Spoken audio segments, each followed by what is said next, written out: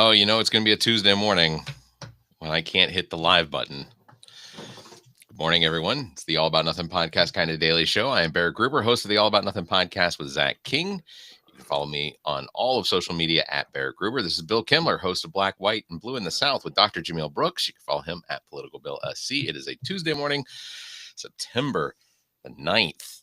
Good morning, Barrett. How are you? Super fantastic. How was your weekend? Too short.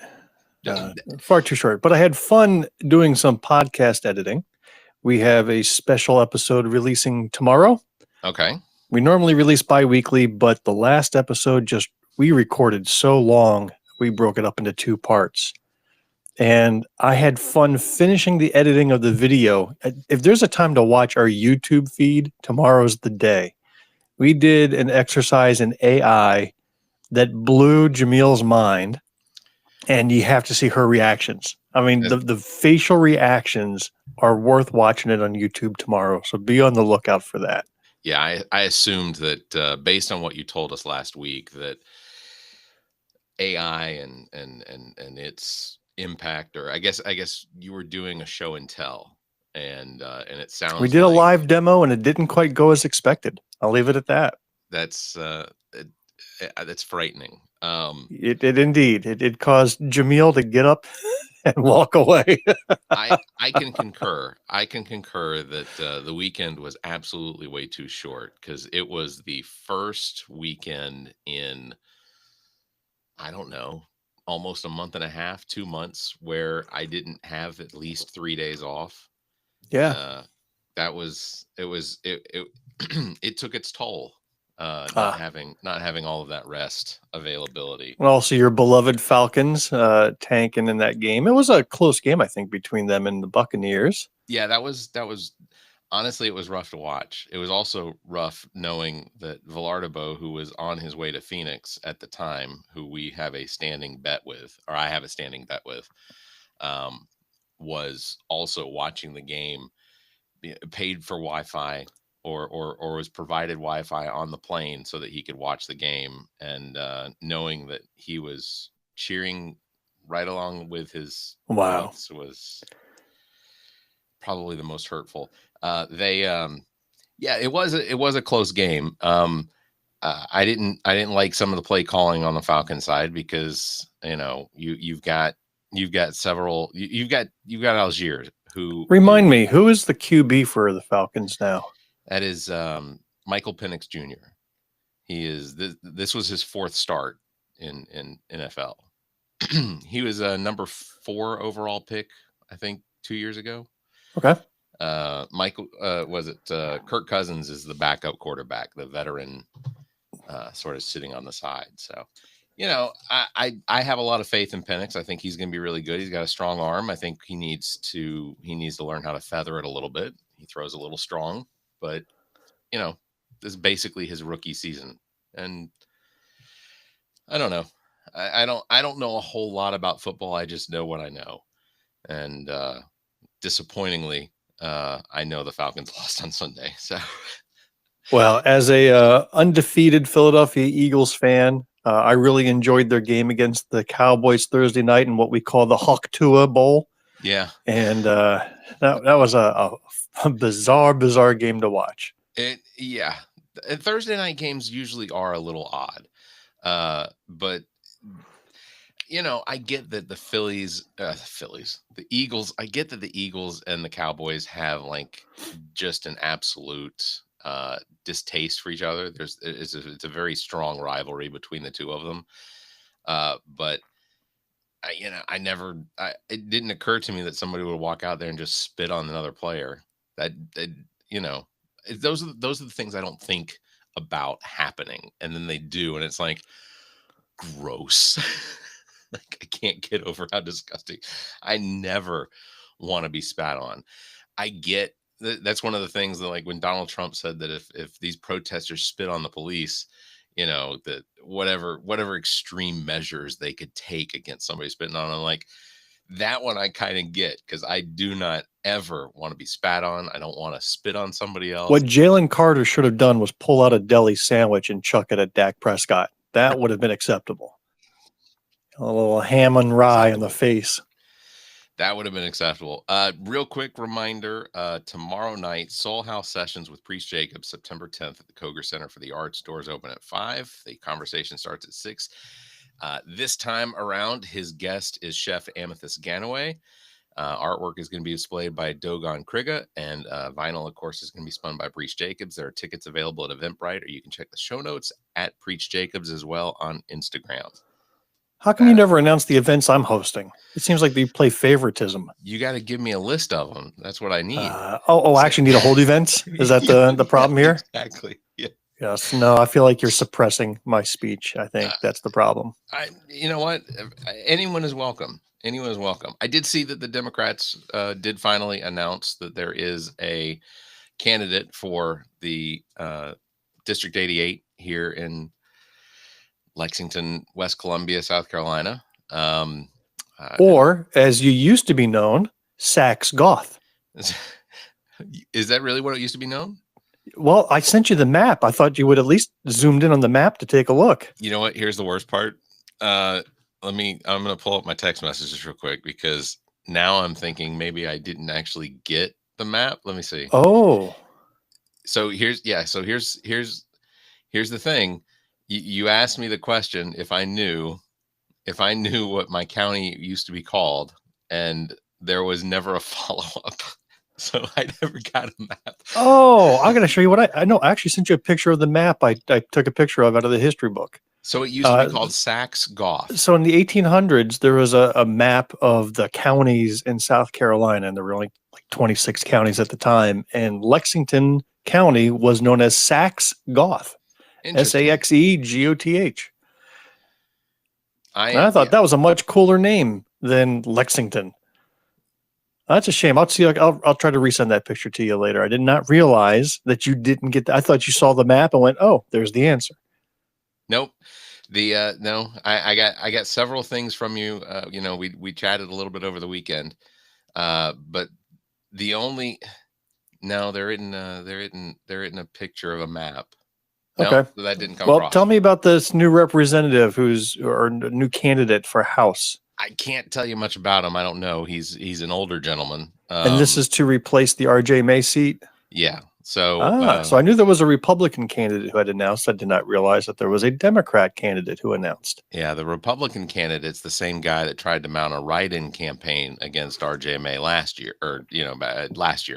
Didn't you attempt one? Did I? No. I thought you attempted a write-in campaign for the state Senate seat. Okay. It's hard to keep up with your wheelings and dealings, Barrett. You're just all over the place. I can't deny that. Although I would like them to slow down considerably, enough that I could pretend like a 2-day weekend is a 3-day weekend. But I'm trying to pull up the details on him, but Instagram is not playing along very well. I can just tell you he's an older gentleman that I can't even remember his name. You know what? For Thursday, I'll have that information. But it seemed like it was kind of a slow rollout, very kind of a quiet rollout, and I think that it probably would have required a little bit more pomp and circumstance, but I don't know. This isn't my campaign. Speaking of rollout, we have, as far as a statewide position, one of the more controversial spots that will be up for election is the the superintendent of education across the state, currently occupied by Ellen Weaver. And we had a rollout last week of 2 different Democratic candidates for that seat. One is Sylvia Wright, and frankly, she was running the day after the last election. She's been running, as far as I can tell, since 2024. Right after November, and she's been in every county of the state. She's been to Greenwood. She's been everywhere, and she's been gaining some traction. And then also last week, Lisa Ellis, who ran the first time against Ellen Weaver, announced that she is running again after 4 years, or I guess 3 years of quietness. She went underground like a cicada and then came. Or I could interpret it. She went to work. She just went and did her job. True. That's what but that's what it is. It's going Yeah. underground. It's No, basically hiding from the limelight and not having any public presence. Yeah, you're not, and you're not the first person I've heard say that, and not say it in that way, that it made it seem like, well, she just disappeared. Not that that's what you were inferring, but there are people that have said those things, and it seemed like they were using it against her to make it seem like, well, she lost, so she's just going to turn her back, and it's like, or hold on, she's a teacher, and teachers work, so. No, to me, she just went quiet. And if you do not intend to run for office again and you want to stay out of the public light, great. I respect that decision. You're a private citizen. You deserve a private life. But to go quiet for 3 years after what Ellen Weaver has been doing, all the policy she's pushed through, her adoption of PragerU's freaking dumb program for our state schools, and she's remained silent on that in an online form. Now, I get taking some months off to recharge. You're absolutely entitled to that. Now, that election was 2022 for the state superintendent. It was tough, and so you take a few months, you recharge. But why go silent for 3 years then with no public persona? Okay, you went back to teaching. That's fine. You're entitled to that. But now you want to run for superintendent again. That I have a hard time swallowing. It's either you're passionate about that or you're not. And I did not feel like she's got the passion for it. And I don't know what's prompted this run again if you feel like you've been silent. And even in her announcement, she listed really nothing about what current policies that, we've been damaged by this current superintendent. She's not really even mentioned her. And so I really want somebody who's a fighter. And I think Sylvia is the better of the two choices. Again, my opinion. And of course, when it comes to the actual election, I'm going to vote for whoever's running against Ellen Weaver. Yeah. But in this case, I respect more the woman who's been hustling out there for over a year now. Yeah. No, I don't disagree. I do. If you want to have an impact and potentially be the candidate that is going to move on, because last time around, Lisa was on the Democratic ballot, but she was also on another ballot. It was the Workers' Party. Yeah, the Workers' Party. Which, I don't know how the nominating process works for the Workers' Party, but I feel like they potentially have one, or you're just the one. But I think that to make an impact, you have to do what Sylvia's been doing, and she's been literally traversing the state for 3 years almost, just speaking in different school districts and town halls and things like that. And she's made her presence known. So, it does seem as though Sylvia does seem to have the heart to run against the dumbest doornail I've ever seen in my entire life. But, I've also advised Sylvia not to go on your show because I know that's a death knell. That is the death knell. That is with a capital K. There was I saw a video and checked into it a little bit. What, more bags being tossed out of the White House window? What video are you referring to? It does have something to do with the White House a little bit. The last week our president announced that, or there was an announcement that the United States military had moved into the seas of Venezuela, and that there had been an attack on what they called as a drug cartel shipment moving from Venezuela to the United States. Turns out that wasn't the case. Absolutely wasn't true. It was not a drug boat. From the video that was shown, and it was on TikTok, but it was the release of this video. This was Pete Hegseth releasing the video. This wasn't some other TikToker releasing it. This was our own government released the video. It did not strike me as a boat that would be able to make it from the shores of Venezuela to the, I don't know, Miami, or Louisiana, wherever they think that this was going to. So this boat was attacked by the U.S. Navy in technically international waters, and the boat was sank. There were 11 Venezuelan citizens, not drug cartel members, on this boat. According to the Intercept reporter, citing high-level Pentagon officials, this Venezuelan boat was attacked by the U.S. Navy and was not at all carrying drugs that were being smuggled. It was 11 civilian Venezuelans who were just on a boat, and obviously is a violation of international laws and very likely a war crime to use the United States Navy against. See, because that's the thing is when it comes to, our Coast Guard doesn't sink boats that come into U.S. waters with drugs. They take them over. There is a due process to what our military does in efforts to prohibit drugs from entering the country. They don't just sink a boat. And that's what Well, you this, do when you're descending into fascism. yes. You do when the U.S. Constitution and the laws and the rules we abide by no longer apply. Then you get to blow up anybody on suspicion now. Suspicion warrants a death sentence. This whole story sounds bizarre. You said it was 11 Venezuelan citizens. I don't know that they've released names or families or anything. The Venezuelan government themselves seem to be rather silent on this, don't they? There has been pushback from a few of their high level people saying that this was an attack on the people of Venezuela. This was because the Venezuela, I don't know what it's like to be a member or part of the Mexican government, or the Venezuelan government, or the Colombian government, knowing that you have drug cartels that are making and shipping drugs to countries like the United States, and how little effect those governments can have on those groups. They can't.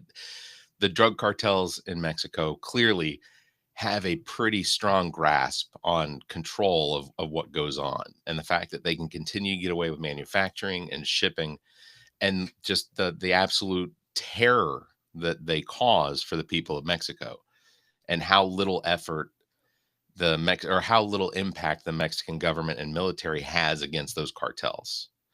So I recognize that, but it just strikes of the fact that we would traverse into Venezuelan territory and decide that any boat coming out of a slip is now a threat to the United States. Reagan had a war on crime, but this is a different war, or a war on drugs. This is a different war on drugs. The war on drugs here. It just seems to me that there should have been a larger international outcry. And there should be. I don't disagree. I don't understand how this all goes down, and there isn't, unless you see these officials from other countries coming into the White House, and you saw the Polish leader sit there as Donald Trump complained for almost 45 minutes about the fact that there's this hoax of the Epstein files against him, and that was the look the Polish leader gave. He just gave the Kash Patel look. Yeah.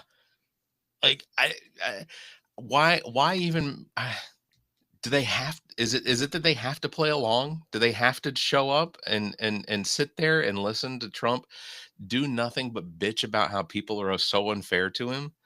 Like, I bet the European leaders get together on their own and they just try to one up each other on White House stories to tell. They're like, "Oh, you think that was bad? You should see when I went there. The man had toilet paper hanging out his pants."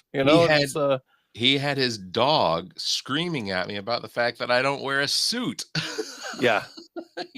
That JD Vance, he's so stupid. He's JD Vance.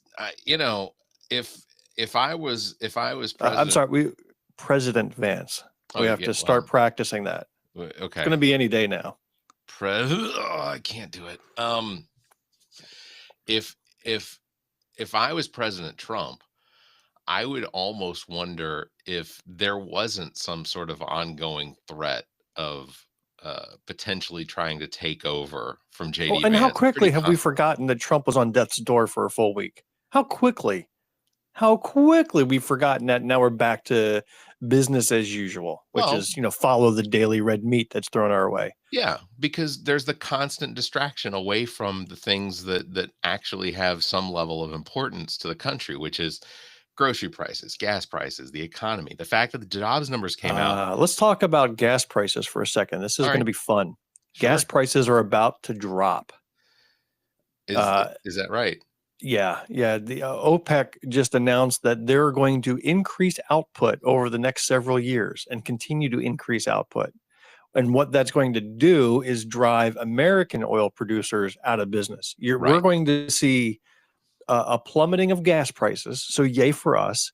And watch all the Trump supporters like whip that out as a, promises made, promises kept deal. Although Trump had nothing to do with OPEC's decisions.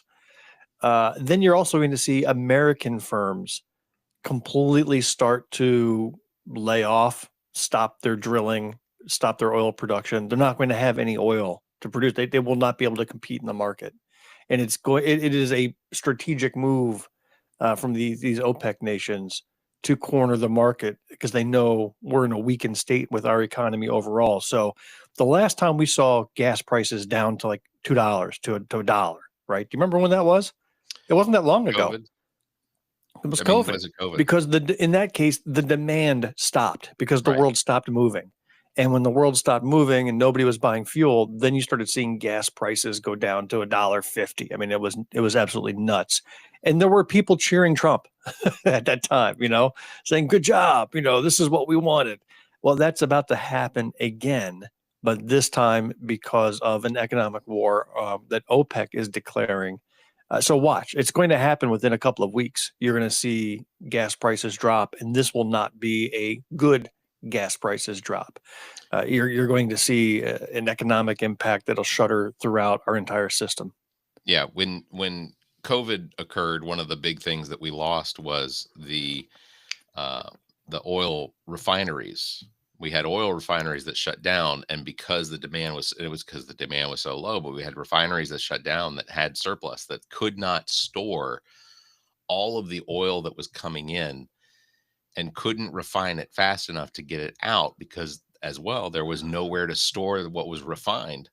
That these refineries they had to start letting people go because they couldn't keep up with the volume, and they shut refineries down all along the Gulf of Mexico, which again never reopened. Here's the thing So about the global economy. I view it as a very complex biological organism, mhm, one that's evolved over time with constant, steady changes, that just evolve and adapt and settle in. And there's ups and downs, there's bumps, but eventually, it stabilizes. Then when there is a disruption like COVID, well, that's like the body getting a disease. It's the body getting a COVID itself, right. and it shuts down and the body can't handle it and it takes a while to recover. So we've recovered. But anytime that you introduce a major disruption, it's going to cause ripple effects across the world body. So COVID was a world disruption. We're going through another world disruption right now with these Trump tariffs. That is sending shocks through international trade. I mean, you've got international companies, postal services, no longer shipping to the United States Right. because they can't afford to, or don't even have the infrastructure to collect taxes on these little shipments that normally wouldn't be covered by these tax rules.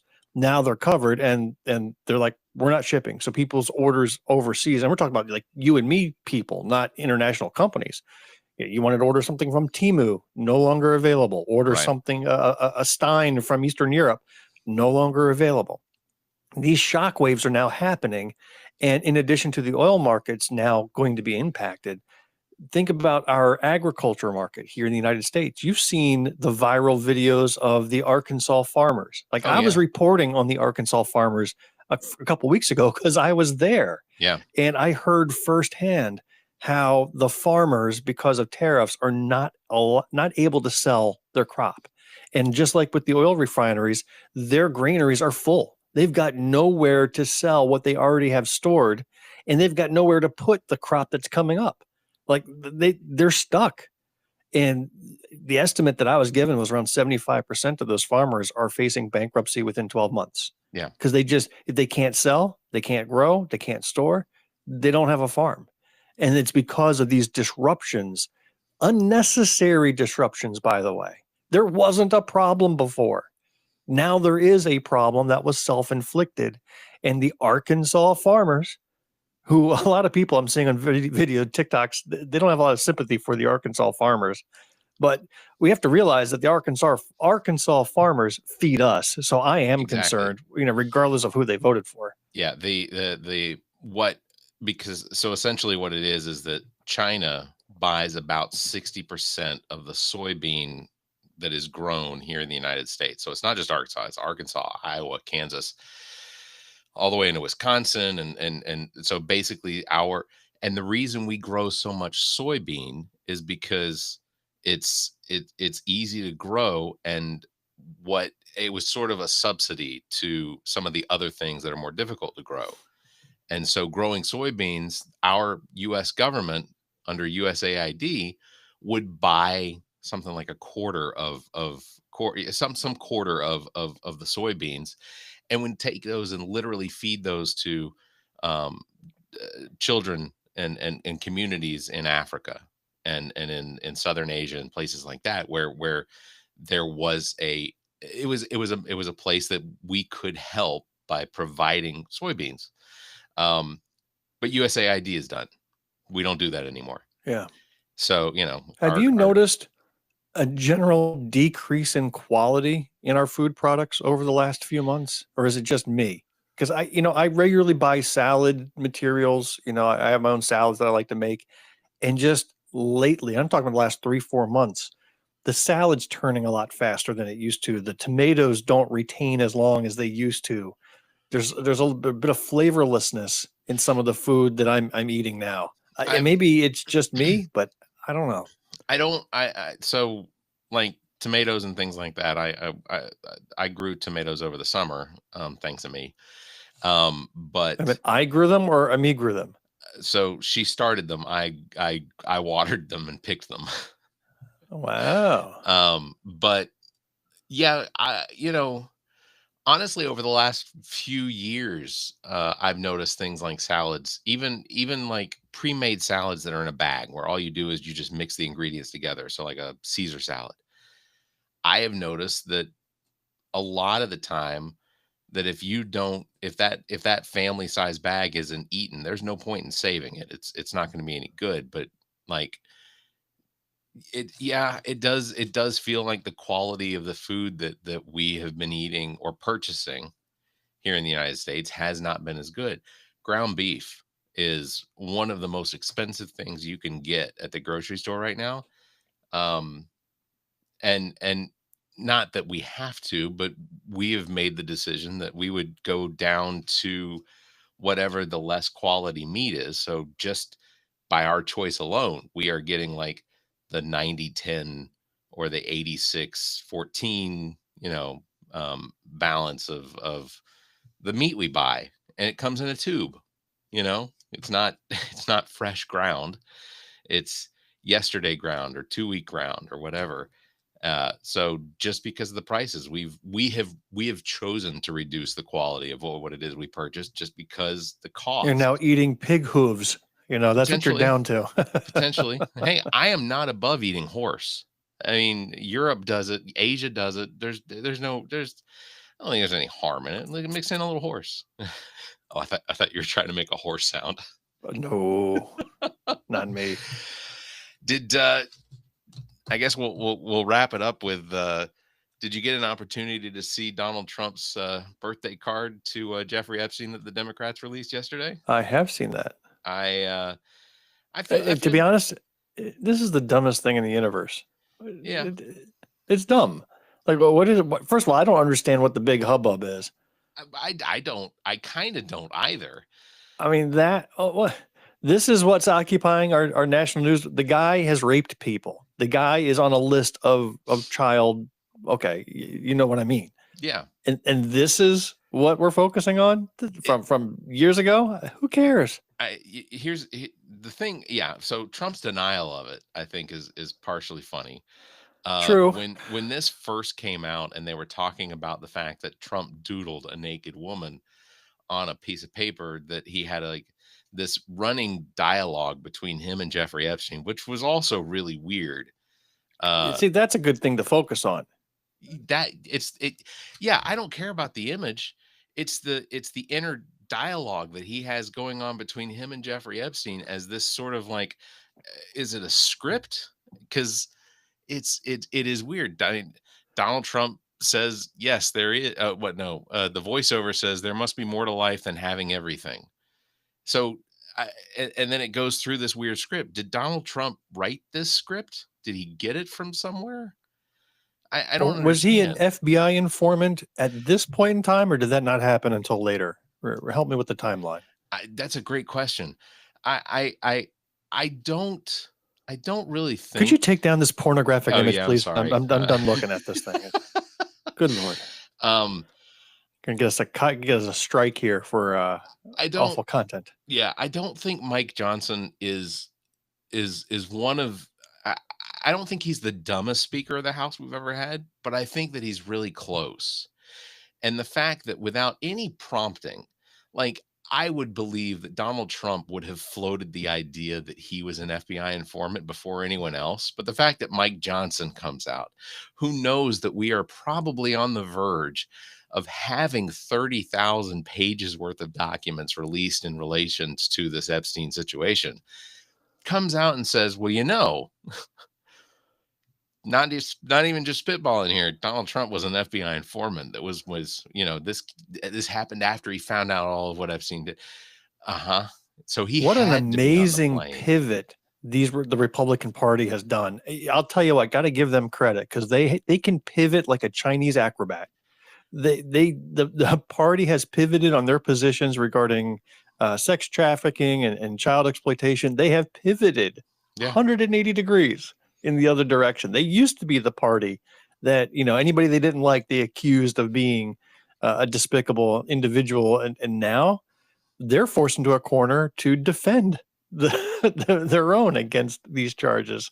They used to be all about the Epstein conspiracy. Now, they're making up their own conspiracies to help explain things. It's nuts. If Donald Trump was an FBI informant, the same as like Elvis was a honorary member of the FBI, let's see the badge. He had to have gotten a badge and a gun. Show us the badge and the gun. Like, wasn't he an honorary police officer, Elvis? Right? Yeah. We could pull people over. He was also an honorary rock and roll star too. All right, take us out of here, Barrett. Before you try any impersonations, I'm going to save you from yourself. I don't do an Elvis impersonation. That's it. That's as far as it goes. It's going to wrap it up for today. Big thanks for tuning in. Don't forget, you can follow me at Barrett Gruber and Bill at politicalbillsc. You can catch us live every Tuesday and Thursday morning right here, 5:30 a.m. Eastern. Until this next opportunity to visit with us, stay safe, be kind, and keep your hands